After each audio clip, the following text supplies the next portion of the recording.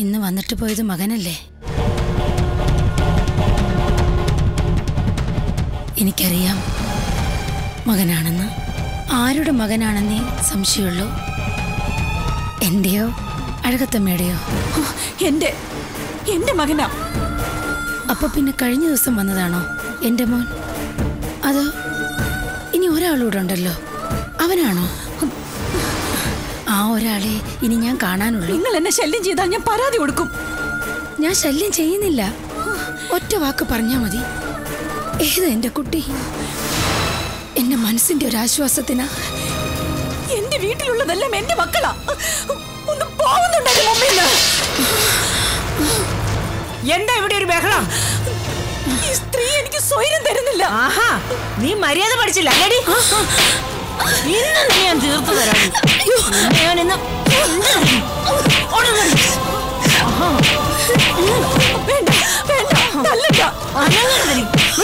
എനിക്കിതൊന്നും കാണാൻ വയ്യ. വേണ്ട, മര്യാദക്ക് നിന്നോണം അവിടെ.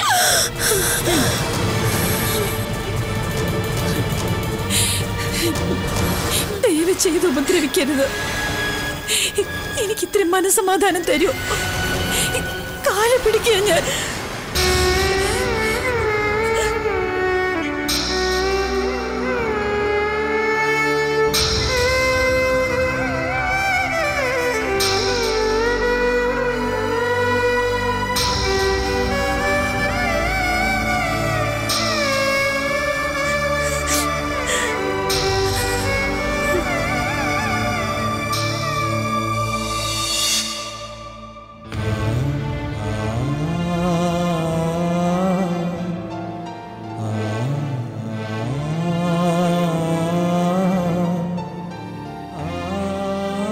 ജനിച്ച ഒരിക്കൽ മരണമുണ്ട്. അതൊരു യാത്രയാ ബാലമണി. നിന്റെ കുട്ടിക്ക് ആ യാത്ര തുടങ്ങാനേ കഴിഞ്ഞില്ല. അതിനും കാണും എന്തെങ്കിലും കാരണം. കാരണമില്ലാതെ ഈ പ്രപഞ്ചത്തിലൊന്നും സംഭവിക്കുന്നില്ല. വേർപാടിൽ ദുഃഖമുണ്ടാവാത്തവൻ മനുഷ്യനല്ല. ദുഃഖമുണ്ടാവണം. പക്ഷേ എല്ലാ ദുഃഖങ്ങളും കരഞ്ഞു തീർക്കണം ബാലാമണി.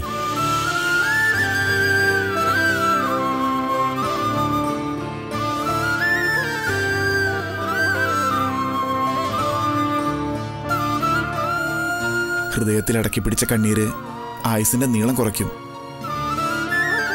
അതുകൊണ്ട് നിനക്ക് കരയാം, പക്ഷേ കരഞ്ഞു തീർക്കണം. കാരണം ഇനി ഒരുപാട് കാര്യങ്ങൾ ചെയ്ത് തീർക്കാനുണ്ട് നിനക്ക്. ഇല്ല, ഇനിയൊന്നും ബാക്കിയില്ല. ജീവിതത്തിൽ പ്രതീക്ഷകളെല്ലാം അവസാനിച്ചു.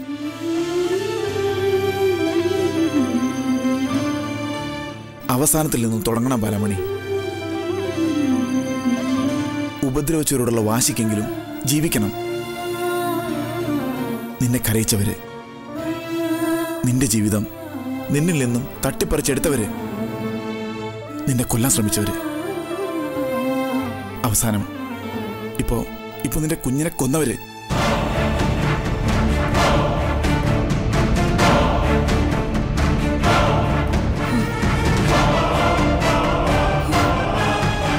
കുഞ്ഞിനെ കൊന്നവരോ? അതെ ബാലാമണി, നിന്റെ കുട്ടി ജീവിച്ചിരുന്നെങ്കിൽ ഒരു മാനസിക രോഗിയോ ബുദ്ധിക്കുറവുള്ള കുട്ടിയോ ഒക്കെ ആയിപ്പോയനെ. അത്രയ്ക്ക് തലച്ചോറിന് ക്ഷതമേറ്റിട്ടുണ്ടായിരുന്നു. ഗർഭാവസ്ഥയിൽ നിനക്ക് കിട്ടിയ ഇടിയും തൊഴിയും എല്ലാം കുഞ്ഞിനെ ബാധിച്ചു. സ്കാനിങ്ങിലൊന്നും അത് പക്ഷേ റിപ്പോർട്ട് ചെയ്തിരുന്നില്ല.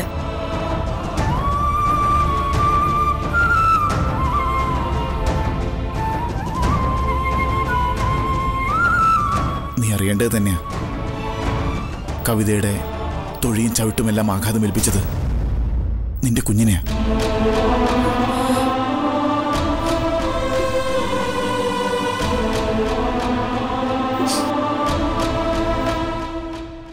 ഒറ്റ വാക്കി പറഞ്ഞ ശരിക്കും ഒരു കൊലപാതകം.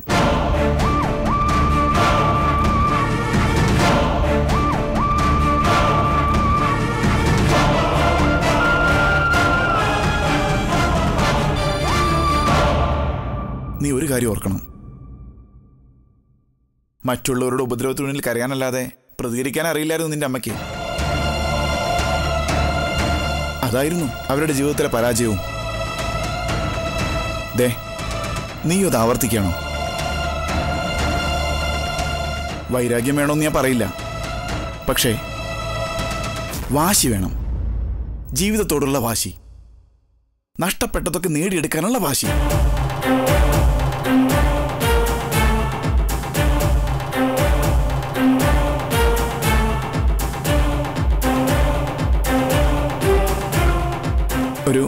ഒരൊറ്റ തവണയെങ്കിലും നീ ജയിച്ച് കാണാൻ ഞാൻ ആഗ്രഹിക്കുന്നുണ്ട്.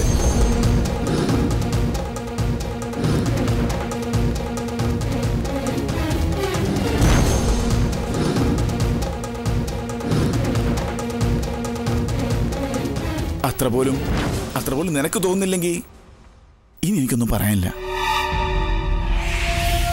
സർ,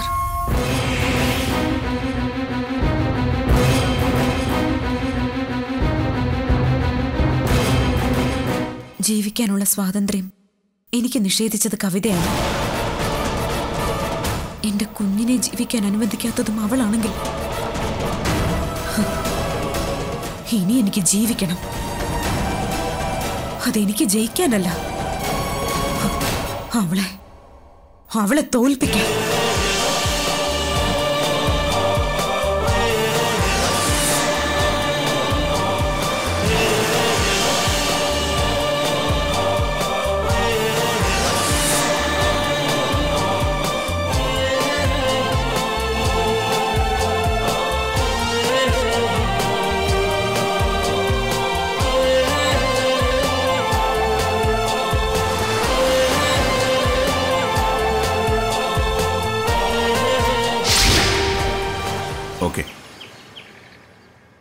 ഓപ്പറേഷൻ കഴിഞ്ഞു അല്ലേ സോളമ?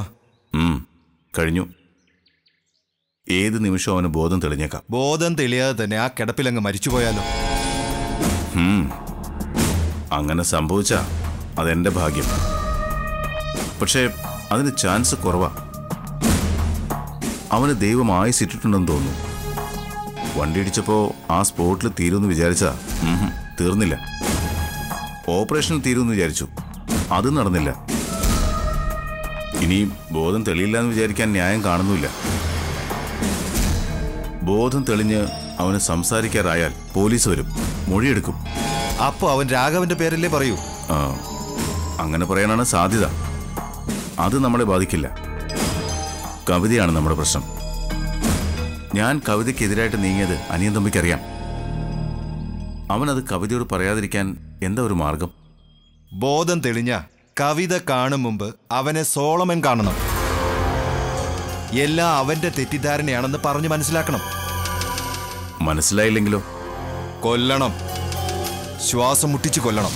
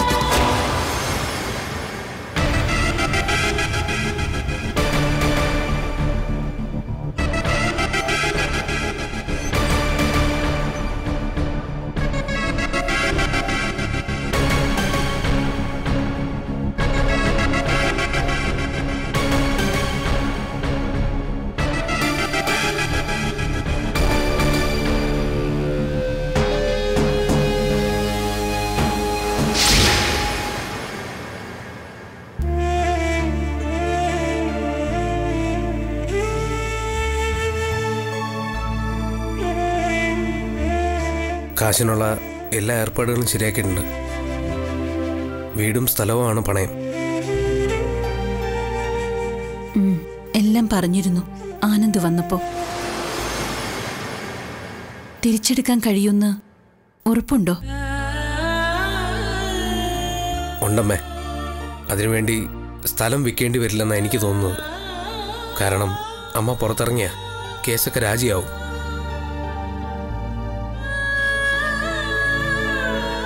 തൊഴിലാളികളുടെ നിവേദനം പോയിട്ടുണ്ട് സർക്കാരിൽ. അത് കണ്ടില്ല എന്ന് നടിക്കാൻ സർക്കാരിന് പറ്റില്ല.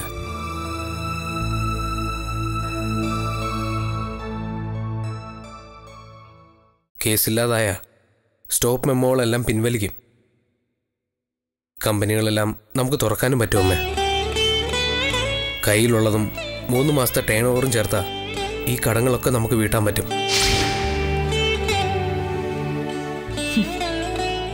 എട്ടിലെ പശു പുല്ല് തിന്നില്ല എന്ന് കേട്ടിട്ടുണ്ടോ മോൻ? നമ്മൾ മനസ്സിൽ ചിന്തിച്ചു കൂട്ടുന്നതും പേപ്പറിൽ കണക്കുകൂട്ടി വയ്ക്കുന്നതും പ്രവൃത്തിയിൽ വരണമെന്നില്ല. അതാ നമ്മുടെ ബിസിനസ്സിലൊക്കെ സംഭവിച്ചത്. അതൊരിക്കലും പ്രതീക്ഷിക്കാത്തായിരുന്നു. ഇപ്പൊ പഠിച്ചു, ഒരുപാട് പഠിച്ചമ്മ. ഇനി നമുക്കൊരു തകർച്ച ഉണ്ടാവില്ല. വിശ്വാസം നല്ലതാ. അത് അമിതമായി പോവാതിരുന്നാ മതി. ആ, അമ്മ ഇപ്പൊ എന്താ വേണ്ടേ? ഇതിലൊക്കെ ഒന്ന് ഒപ്പിട്ട് തരണം. പ്രോനോട്ടും മുദ്രപത്രവും ചെക്കും ഒക്കെ.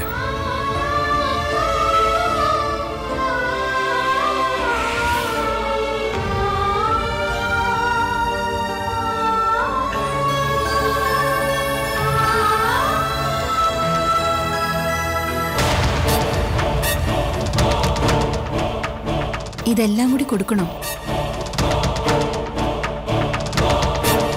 1-2 രൂപയല്ലല്ലോ അമ്മേ.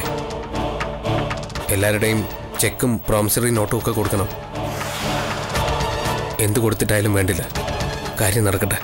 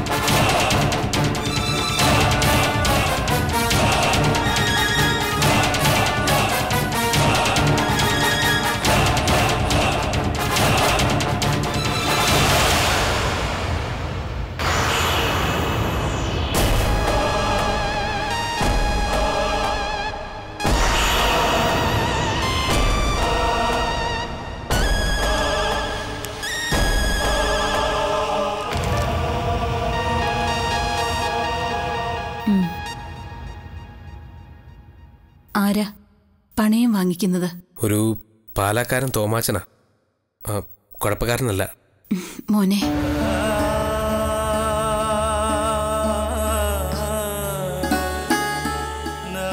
നിനക്ക് സുഖാണോടാ?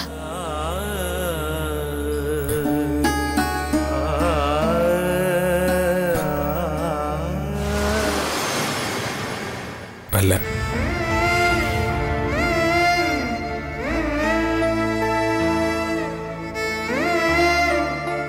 സുഖവും സന്തോഷമൊക്കെ മനസ്സിൽ നിന്ന് പോയിട്ട് എത്ര കാലമായി അമ്മേ.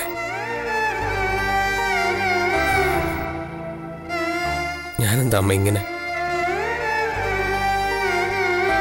എങ്ങനെ?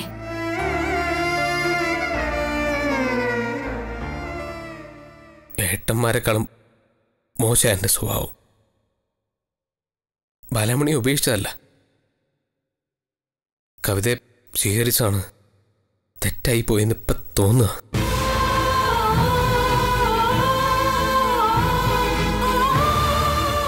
പല തെറ്റുകൾക്കും മനസ്സോടെയല്ലെങ്കിലും കൂട്ടുനിന്ന ഞാനാ തെറ്റുകാരി.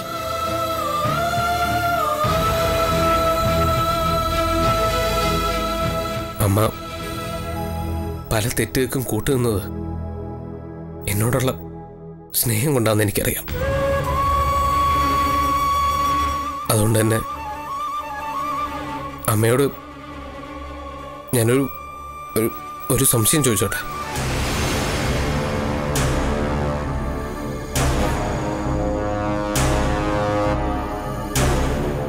എന്നെയല്ലേ അമ്മ എടുത്തു വളർത്തിയത്?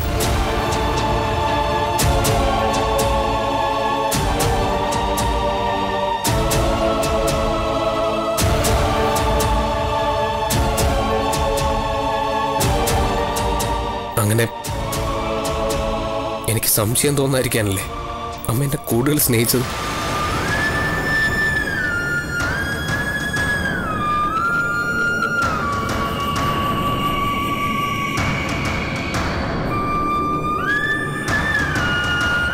പറയുമ്പോ ഞാനല്ലേ അനാഥൻ? ആര് പറഞ്ഞു അനാഥനാണെന്ന്? മൂന്നിലൊരാളെ ഞാൻ പ്രസവിച്ചതല്ല എന്ന് വെച്ച് മകനല്ലാതാവോ?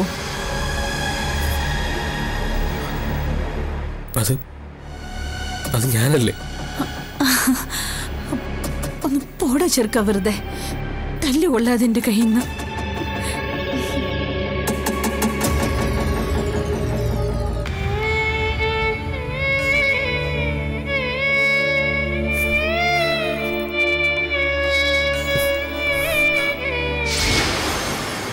അവിടെ നിന്നിട്ട് ചെറുക്ക.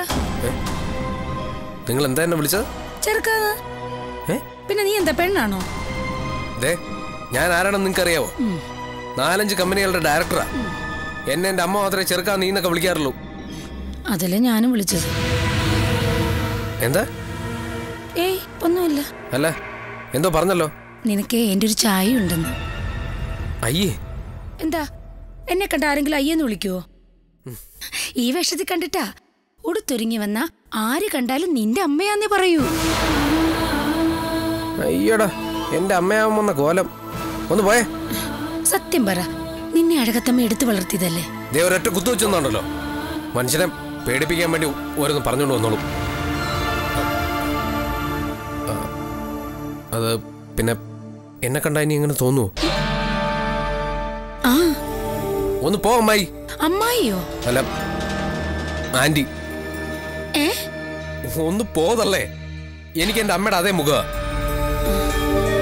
അതെ, അമ്മയുടെ അതേ മുഖവാ. ആ രഹസ്യമൊക്കെ ഞാൻ കണ്ടുപിടിക്കും. എന്താ? ഏയ് ഒന്നുമില്ല. വെറുതെ മനുഷ്യനെ മെനക്കെടുത്താനായിട്ട് ഓരോന്ന് വന്നോളൂ.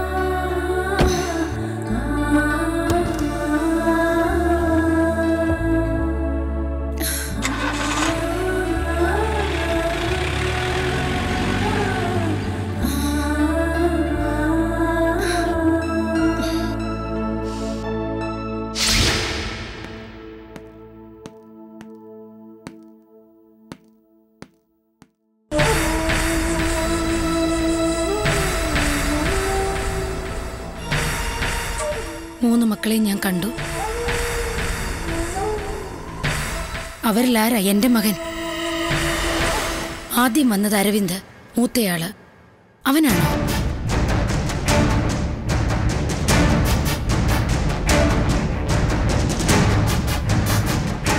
രണ്ടാമത് വന്നത് ആനന്ദ്, കോളേജിൽ പഠിപ്പിക്കുന്ന കുട്ടി. അവനാ?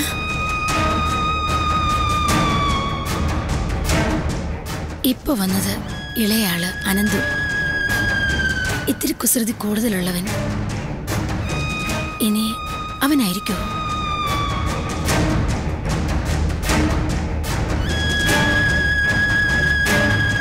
പറ, ഒരു വാക്ക് പറഞ്ഞാ മതി, എനിക്കൊന്നറിഞ്ഞിരിക്കാൻ. ഒരമ്മയുടെ ആഗ്രഹം അത്. ക്ഷമിക്കണം, എനിക്കൊന്നും പറയാനില്ല. അത് മൂന്നും എന്റെ മക്കളാ. പറഞ്ഞിട്ട് പോയാ മതി. പറഞ്ഞിട്ട് ഞാൻ വിടൂ. എന്റെ മകനെ തിരിച്ചു ചോദിക്കാനല്ല, ഒന്നറിയാൻ. അറിഞ്ഞേ പറ്റൂ എനിക്ക്. എന്തിന്?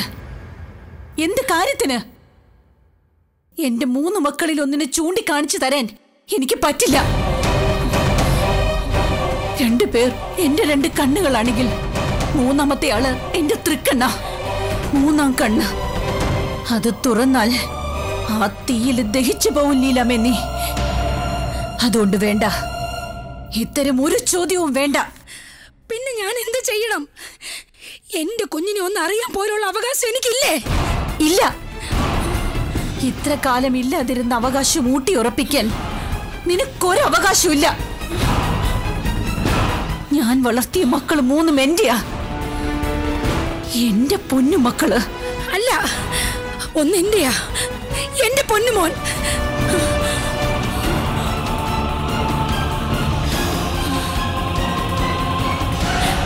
ഇത്രയും കാലം അവന് വേണ്ടി കരഞ്ഞത് എന്റെ കണ്ണല്ല, എന്റെ നെഞ്ച.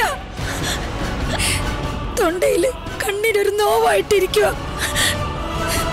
അവനെ കെട്ടിപ്പിടിച്ച് എന്റെ മോനെ എന്ന് വിളിച്ചൊന്ന് പൊട്ടിക്കരയണം എനിക്ക്. നിങ്ങളെ എന്റെ മോൻ ആരാന്ന് പറ. എന്താ ഇത്? എന്നെ എത്ര ബുദ്ധിമുട്ട്. എന്താണ് നീ ഇവിടെ കാണിക്കുന്നത്? എന്നെ ശല്യം ചെയ്യുന്നു സാർ. എഴുന്നേറ്റ് നിൽക്കരുത് ഇവള്. അങ്ങോട്ട് ഓടി, ഇങ്ങോട്ട് വരാ. ഇങ്ങോട്ട്